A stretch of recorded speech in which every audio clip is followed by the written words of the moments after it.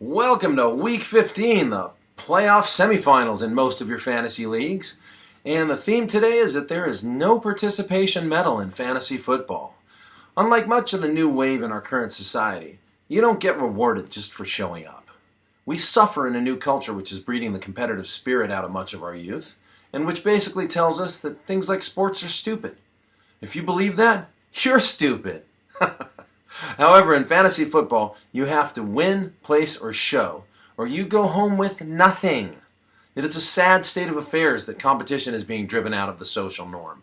But good old healthy battling is alive and well in the wonderful world of fantasy sports.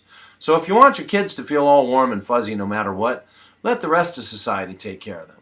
But if you want to teach your children the truth, that the world is a fiercely competitive place, and that the weak often don't make it, then introduce them to fantasy football. Here's my start-sit Pourcast for Week 15. On the start side, Philip Lindsay, the Denver running back, versus Cleveland. After a 3-game tear where Lindsay was the focal point of the Broncos' offense, Denver lost in a home game against the 49ers, and Philip's numbers dropped. But he's found the end zone 6 times in the last 4 games. Cleveland has been dreadful against the run, and this should again be the case on Sunday. Gus Edwards, running back for Baltimore, versus Tampa Bay.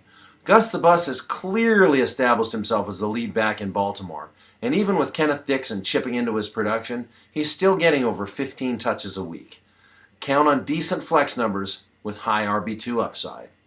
On the sit side, Aaron Jones, running back, Green Bay at Chicago. Our shaming culture was alive and well last week at Soldier Field in Chicago, where the Bears mauled the helpless LA Rams and shut down the great Todd Gurley. Now they host the Packers, who aren't half the team the Rams are this year, and for all his talent, Aaron Jones doesn't hold a candle to Gurley. I expect a similar beatdown this week. Kenny Golladay, wide receiver for Detroit, at Buffalo. K-Gall has struggled to put up numbers the last few weeks, and I don't anticipate things to improve in Buffalo. The Bills are about the toughest team in the league versus the passing game, and without a viable second receiver to draw coverage off of Kenny, Tre'Davious White should get plenty of help in the Bills' secondary. That's my picks this week. Good luck in the semifinals, and enjoy the competitive spirit.